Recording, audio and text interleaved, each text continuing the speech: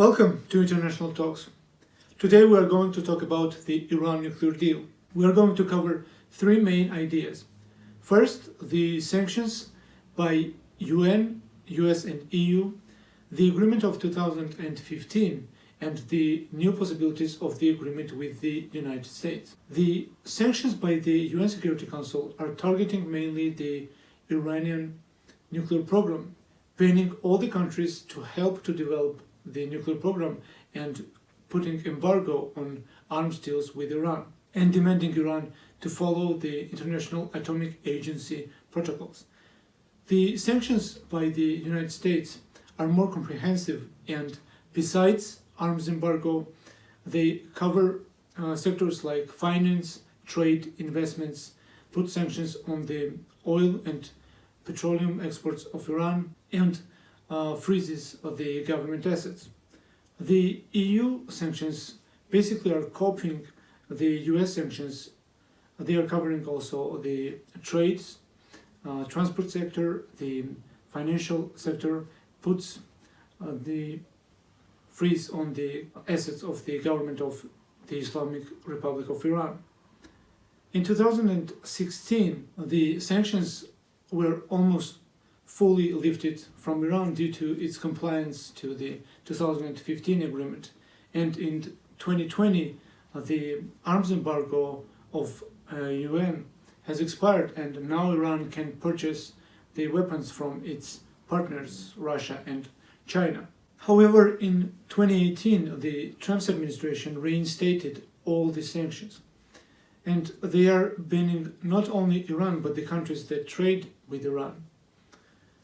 The new sanctions are covering the financial sector and the production sector, oil and gas exports, also the industrial sector like precious metals, and even purchase of the US dollar. Despite Iran saying that the sanctions do not have effect, they do. Since they were reinstated, the oil output and export plummeted, the GDP growth significantly decreased, the currency rial devaluated significantly, and the petroleum price also went significantly up. The official document, which is called Joint Comprehensive Plan of Action, or JCPOA, was signed in 2015 by 5 consecutive members of UN Security Council, plus Germany, EU, and the Islamic Republic of Iran. So basically, in exchange to Iran's peaceful nuclear program, the JCPOA ensures the gradual lifting of sanctions related to Iran's nuclear program and gives access to trade, finance, and energy sectors. According to the document, Iran agrees that under no circumstances will ever seek to acquire any nuclear weapon. And of course, the sides does not just trust each other's words.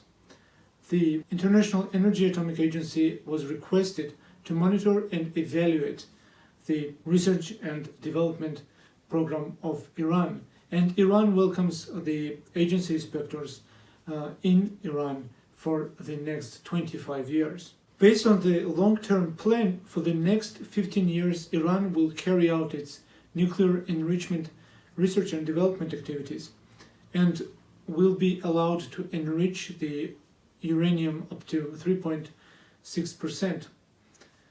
All other low-enriched uraniums from 5 to 20% will be fabricated into the fuel for the Tehran research reactor. Other fuels which will be necessary for the reactor will be accessible for Iran at the international market. The experts are saying that in order to have a nuclear weapon, you need to have enriched the uranium up to 90%.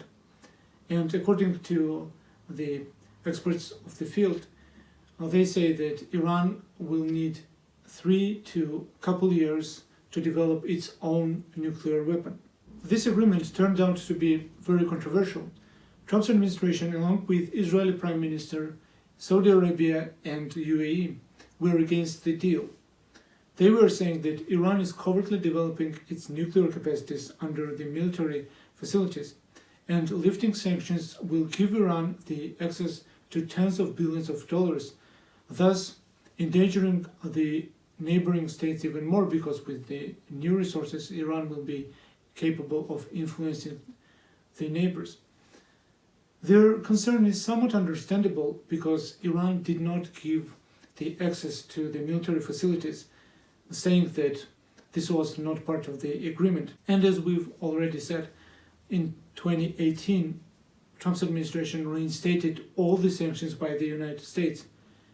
In response, in 2020, Iran breached the amount of the uranium stockpile by 10 times.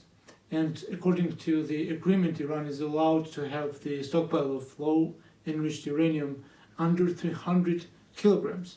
On the other hand, EU, along with dozens of countries, are supporting the deal, and they are saying that this agreement is giving the world enough time to control the Iran nuclear program.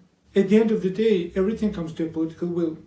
The Biden administration named Robert Malley, the former top advisor in Obama's administration, as the special envoy to Iran. He was one of the key figures to negotiate the nuclear accord with Iran and other states. This step is a clear indication that the US wants to revive the agreement. Another example is that the United States did not follow the Trump administration, and they refused to reinstate all the UN sanctions. Iran, on its part, is also ready to make an agreement after the US lifts all the sanctions.